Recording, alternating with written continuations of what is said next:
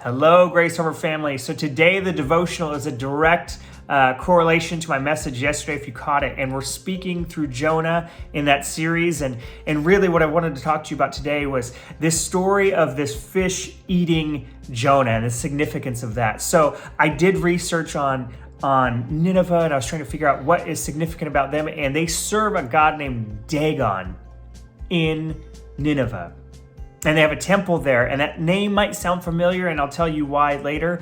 But then that Dagon, that god, they also have a city in Joppa, which is the city that Jonah leaves from. He leaves the port out of there. That is actually considered a city of Dagon. Why? Because it's connected to the water, and Dagon is a fish man hybrid type of god of fertility, and so he's represented by a fish. And so interestingly enough, Jonah leaves that port, he hops onto a boat, he is eaten by a fish, and then he's released by the fish. And because we know that God tells the fish to release him, he goes into the city and he proclaims the name of the God of Israel, Yahweh, and the people turn from their ways. And I'm like, why is that happening? And then I'm like, okay, so the fish god, so maybe, you probably thinking the same thing as me, like maybe God, use this Dagon, this fish god, to catch their attention, and now they're scared that what Jonah says is going to be true. No,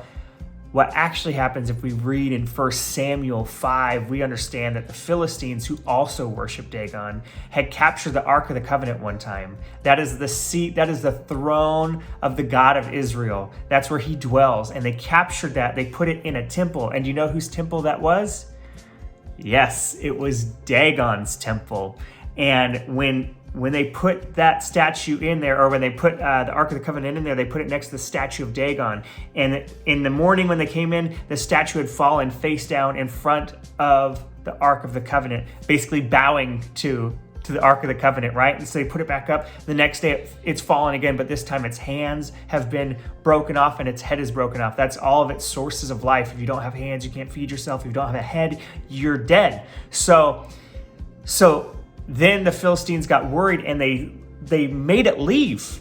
Okay? And everywhere the Ark of the Covenant went, everywhere the God of Israel's seat went, wherever his presence was, and it was in enemy territory, tumors started growing on everybody, and they were thrown into disarray until they finally decided, we have to just give this back to Israel because this God is powerful. And so when Jonah shows up and he says, I left the port of Dagon, I was eaten by a fish, my God told the fish to let me go, and now I'm here to tell you, you must repent.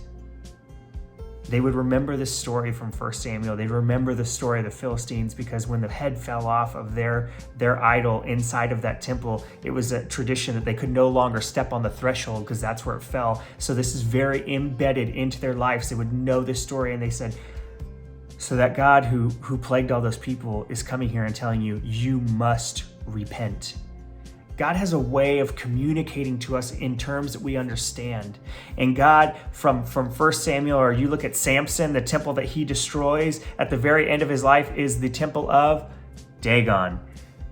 Every time this deity, this god, Dagon, comes into contact with the God of Israel, it is destroyed, and these people know it. And so when Jonah shows up and he says, repent or you will die, they know it's for real. Why? Because they understand the power of our God. And I think we take that advantage sometimes. I think we think of God as some meek, really, I guess, soft and malleable God that we can configure however we want, and he's so tame. But no, he is Elohim, he is El Shaddai, he is the God of power, he is Lord Almighty, and he weaves these things together for a specific purpose and a specific plan. And so I encourage you today, do not think of your God as tame. Do not think of your God as just haphazardly throwing things at you. No, he has a plan and a purpose for your life. And he had a plan and a purpose for Jonah, and he had a plan and a purpose for that fish. He had a plan for it all. So I encourage you today, focus on God, see what he has for you, and then pursue whatever he has for you with every fiber of your being. I love you all. I hope you have a great day, and I hope you were challenged.